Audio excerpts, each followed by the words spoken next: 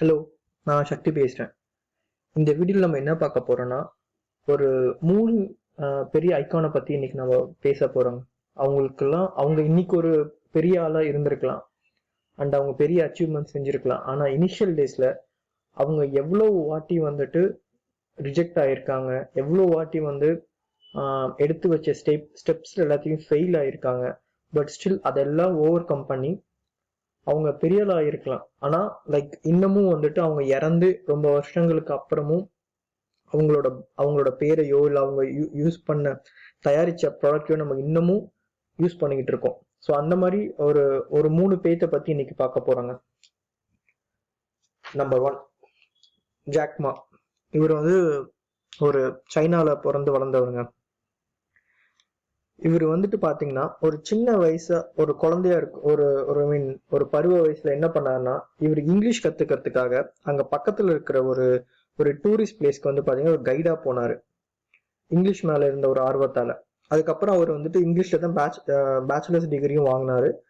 அதுக்கப்புறமா வந்துட்டு பாத்தீங்கன்னா சைனாலேயே ஒரு ஸ்கூல்ல வந்துட்டு வெறும் $12 பெர் மந்த், கிட்டத்தட்ட 1000 ரூபாய் இந்தியா மதிப்புன்னு வச்சுக்கோங்களேன், அதுக்கு வந்துட்டு ஒரு இங்கிலீஷ் டீச்சரா வேலை பார்த்துக்கிட்டு இருந்தார். இது வந்து இனிஷியல் டேஸ்ல. ஆனா இப்ப இந்த அளவுக்கு ரீச் ஆகிறதுக்கு, அதாவது அவர் வந்து இங்கிலீஷ் டிகிரி முடிச்சு ஒரு இங்கிலீஷ் டீச்சரா வேலை பார்க்குற அளவுக்கே வந்து பாத்தீங்கன்னா அவர் என்னென்ன ப்ராப்ளம் அனுபவிச்சிருக்காருன்னு பாத்தீங்கன்னா, அவர் பிரைமரி ஸ்கூல்ல 2 தடவை ஃபெயில் ஆயிருக்காரு.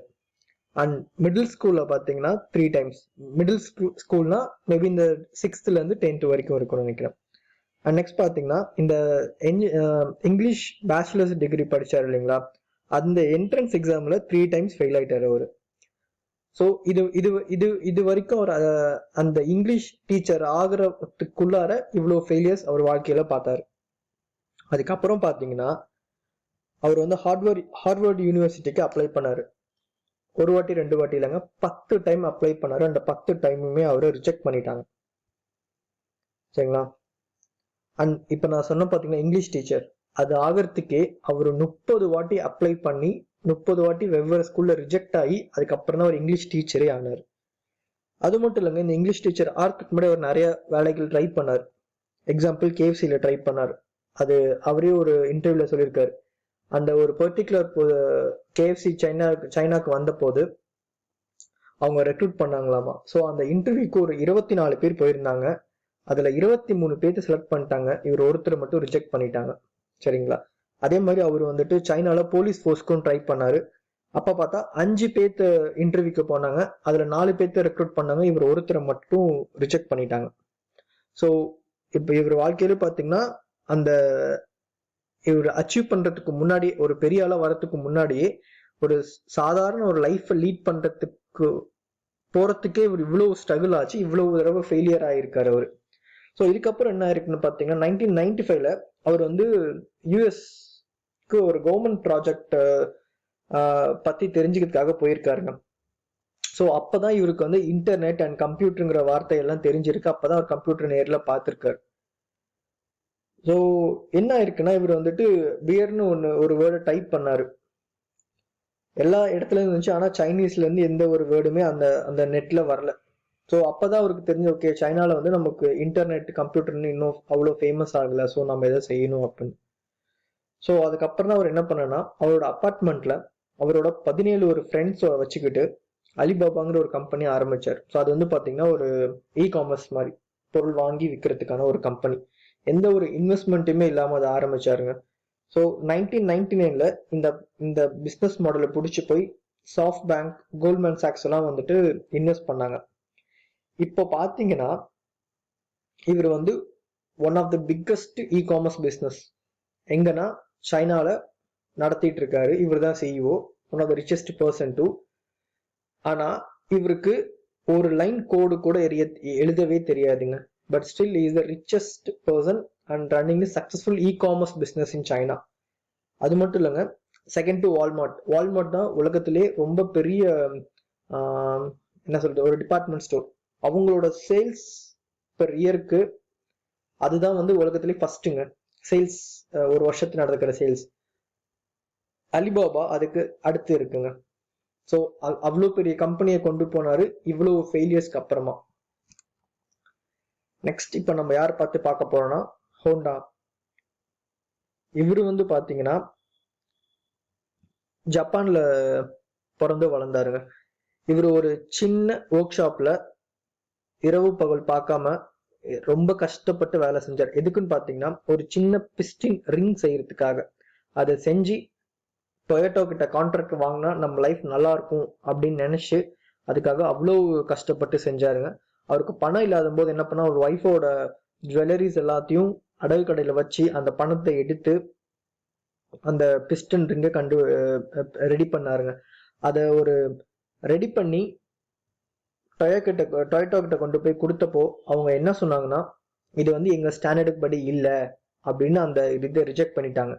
அவர் மனம் தளராம அதுக்கு அடுத்த 2 வருஷம் ரொம்ப கஷ்டப்பட்டு டொயோட்டோ கேட்ட மாதிரியே அப்படிப்பட்ட ஒரு பிஸ்டனை கண்டுபிடிச்சு அவங்க கிட்ட கொண்டு போய் அந்த கான்ட்ராக்ட் அவரு வாங்கிட்டாருங்க.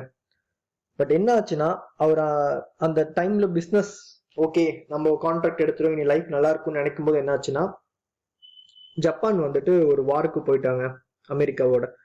அப்ப என்ன ஆச்சுன்னா, எல்லாத்துக்கும் இந்த பிஸ்டன் ரிங் செய்யறதுக்கான மெட்டீரியல் எல்லாமே ரொம்ப ஷார்ட்டா இருந்துச்சு. மேனுஃபேக்சரிங் பண்ணவும் முடியல அவரால். ஸோ அப்போ என்ன பண்ணாருன்னா, சரி நம்ம ஒரு மிஷின் கண்டுபிடிக்கலாம்னு சொல்லிட்டு கான்கிரீட் மேக் பண்ற ஒரு மிஷினை கண்டுபிடிச்சாருங்க. ஸோ அந்த அந்த மிஷினை கண்டுபிடிச்சு ஒரு ஃபேக்டரி கட்டினாரு. பட் என்னாச்சுன்னா, அந்த ஃபேக்டரி 2 தடவை பாம்பு வெடிச்சு அதுவும் வீணா போயிடுச்சுங்க. ஸோ இதுக்கு மேல நம்ம என்ன பண்றதுன்னு தெரியாம யோசிச்சுட்டு இருக்கும்போது என்ன பண்ணான்னா, அப்போ அந்த யூஎஸ் சோல்ஜர்ஸ் வந்துட்டு அங்க ஜப்பான்ல இருந்து சண்டை போடும்போது அங்க இருந்த கேசோலின் கேன் எல்லாம் விட்டு போயிட்டாங்க. ஸோ இவர் என்ன பண்ணனா, அந்த கேசோலின் கேனை வச்சு ஒரு பில்டிங் கட்டினாருங்க, ஒரு மேனுஃபேக்சரிங் பிளான்ட் கட்டினாரு. அந்த மேனுஃபேக்சரிங் பிளான்ட் என்னாச்சுன்னா, எர்த்குவேக் வந்து அந்த மேனுஃபேக்சரிங் பிளான்ட்டும் உடஞ்சி போச்சு. ஸோ இவர் அதுக்கப்புறம் சரி என்ன செய்யலாம் அப்படின்னு யோசிச்சுட்டு இருக்கும்போது தான் பார்த்தீங்கன்னா, இப்போ உங்களுக்கே தெரியும், ஃபர்ஸ்ட் வார் வந்துச்சு ஜப்பானுக்கு, அதுக்கப்புறம் எர்த்குவேக் வந்துச்சு. ஸோ இப்போ நிறைய டிசாஸ்டர்ஸ் நடக்கவும் வந்துட்டு எக்கானமி ரொம்ப இதாயிடுச்சு. அவங்களுக்கு வந்து கேசோலின் ரொம்ப ஷார்டேஜா இருந்துச்சு. மக்களுக்கு வர வழியே இல்லை. பணம் இருந்தாலும் அவங்களால கேஸ் காசு கொடுத்து வாங்க முடியல. So they are forced to walk R bicycle. அப்ப அவர் என்ன பண்ணா, சரி நம்ம என்ன பண்ணலாம், இதுக்காக என்ன செய்யலாம்னு சொல்லிட்டு அவர் யோசிச்சு அவர் ஒரு சின்ன ஒரு இன்ஜினை வச்சு ஒரு பைசைக்கிள் கண்டுபிடிச்சாருங்க. ஸோ தட் வந்து அந்த பைசைக்கிளை ஓட்டிட்டு போற மாதிரி with less consumption of energy அப்படின்னு. ஸோ அந்த சைக்கிளை பார்த்தீங்கன்னா, அந்த பக்கத்து வீட்டுக்காரங்க வந்துட்டு ஓகே இது நல்லா இருக்கே, எங்களுக்கு ஒன்று கொடுங்க அப்படின்னு கேட்டாரு. இது மாதிரி நிறைய பேர் கேட்டுங்க, அவரோட ஃப்ரெண்ட்ஸ் எல்லாமே கேட்க ஆரம்பிச்சாங்க. ஆனா இப்ப அந்த பைசைக்கிள் செய்யறதுக்கு அவர்கிட்ட மெட்டீரியல் இல்லை, பணம் கிடையாது. ஸோ அவர் என்ன பண்ணார்னா, ஜப்பான்ல இருக்கிற 18,000 சைக்கிள் கம்பெனி ஓனர்ஸுங்களுக்கு லெட்டர் அனுப்பிச்சாருங்க. இந்த மாதிரி எங்கிட்ட இப்படி ஒரு பிளான் இருக்கு, எனக்கு நீங்க அட்வான்ஸ் கொடுங்க, நான் உங்களுக்கு இந்த சைக்கிளை செஞ்சு தரேன் அப்படின்னு. அந்த 18,000 ஓனர்ஸ்ல ஒரு 5,000 பேர் என்ன பண்ணாங்கன்னா, இவருக்கு ரிப்ளை பண்ணி கொஞ்சமா ஒரு அட்வான்ஸிங் கொடுத்து அவருக்கு ஹெல்ப் பண்ண ஆரம்பிச்சாங்க. ஸோ அதுக்கப்புறம் என்ன பண்ணா, இவர் அந்த மாதிரி ஒரு சைக்கிளை ரெடி பண்ணாரு. அந்த என்ஜினுக்கு பேர் வந்து ஸ்மால் சூப்பர் கப்னு பேர் வச்சாரு. அது நல்லா போகவும் நிறைய கண்ட்ரிஸ்க்கு அதை எக்ஸ்போர்ட் பண்ணாருங்க. அண்ட் 1970s பாத்தீங்கன்னா அமெரிக்காலேயே வந்துட்டு கேசோலினோட ஷார்டேஜ் இருக்கும்போது இவர் என்ன பண்ணாருன்னா, ஃபர்ஸ்ட் வேர்ல்ட் ஸ்மாலஸ்ட் கார் கண்டுபிடிச்சது ஹோண்டா கம்பெனி தாங்க. ஸோ அதை கண்டுபிடிச்சு அமெரிக்காவுக்கு அவர் எக்ஸ்போர்ட்டும் பண்ணாங்க. ஸோ இப்போ இவரோட லைஃப் பாத்தீங்கன்னா, வார் வந்து அவரு இவ்வளவு வருஷம் கஷ்டப்பட்டு செஞ்ச பிஸ்டன் டொயோட்டோ அப்ரூவல்லாம் பண்ணி, பட் அதுக்கப்புறம் இந்த வாரால அவரால் பிசினஸ் கண்டினியூ பண்ண முடியல. அதுக்கப்புறம் அவர் ஓகே நம்ம மேனுஃபேக்சரிங் செய்யலாம்னு சொல்லிட்டு பிளான்ட்டை கட்டும்போது அதே வாரால என்னாச்சுன்னா, அந்த பில்டிங் எல்லாம் மேனுஃபேக்சரிங் பிளான்ட் எல்லாம் உடஞ்சிருச்சு. அதுக்கப்புறம் ஓகே நம்ம கான்கிரீட்ல செய்யாம வேற ஒரு இதுல செய்யலாம், சீப்பா செய்யலாம்னு செய்யும்போது அதுவும் எர்த்குவேக்ல இதாயிடுச்சு, உடஞ்சு போச்சு.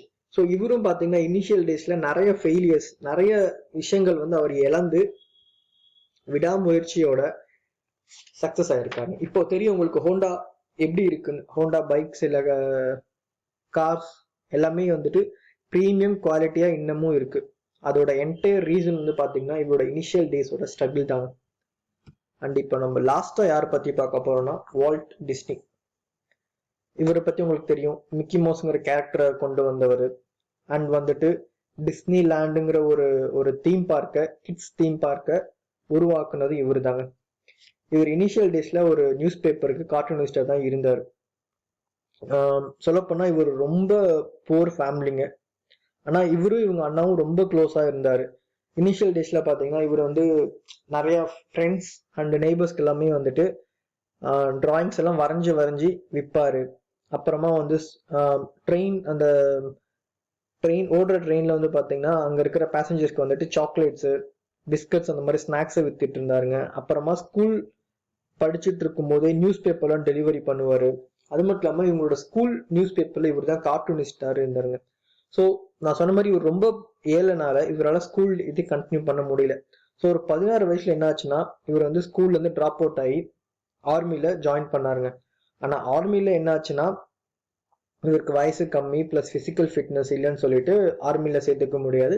ஆல்டர்னேட்டிவா அவர் என்ன அமிச்சாங்கன்னா பிரான்ஸ்க்கு அமிச்சிட்டாருங்க. அங்க வந்து ஒரு ஆம்புலன்ஸ்க்கு வந்துட்டு டிரைவரா ஒரு வருஷம் வேலை பார்க்க சொன்னாங்க.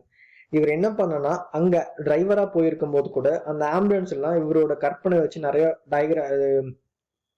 கார்ட்டூன் எல்லாம் அதுலயும் வரைஞ்சி இது பண்ணாருங்க. ஸோ அந்த ஆர்மி இது முடிஞ்சதுக்கு அப்புறமா அவர் ஒரு ஆர்ட் ஸ்டுடியோல ஜாயின் பண்ணாரு அவரோட டிராயிங் ஸ்கில்லை இன்னும் இம்ப்ரூவ் பண்றதுக்கு. ஆனா அங்க வந்து அவங்கள வெளியே அமிச்சிட்டாங்க.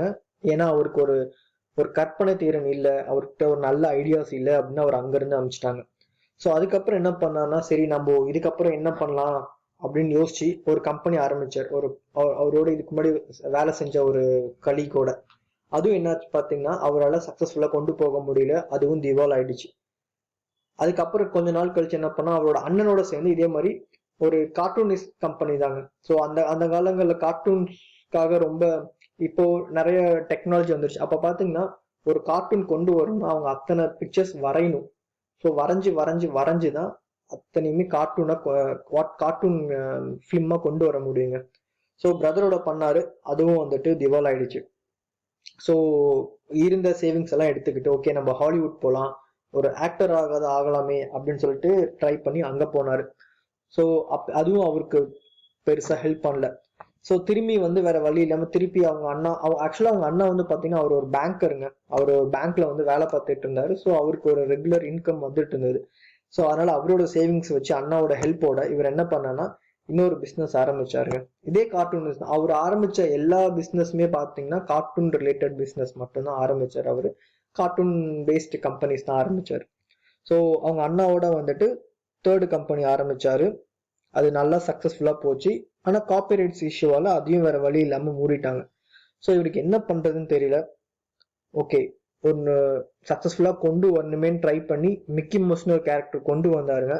அது வந்துட்டு இந்த அளவுக்கும் க்ளோஸ் டு 40 இயர்ஸ் கிட்டையும் அது வந்து வேர்ல்டு டாமினேட் பண்ணிச்சுங்க. அது மட்டும் இல்லாம இவர் 22 ஆஸ்கார் அவார்டு வாங்கியிருக்காரு இவரோட மிக்கி மவுஸ் கேரக்டர்ஸ்க்காக அண்ட் இவரோட கம்பெனிஸுங்க.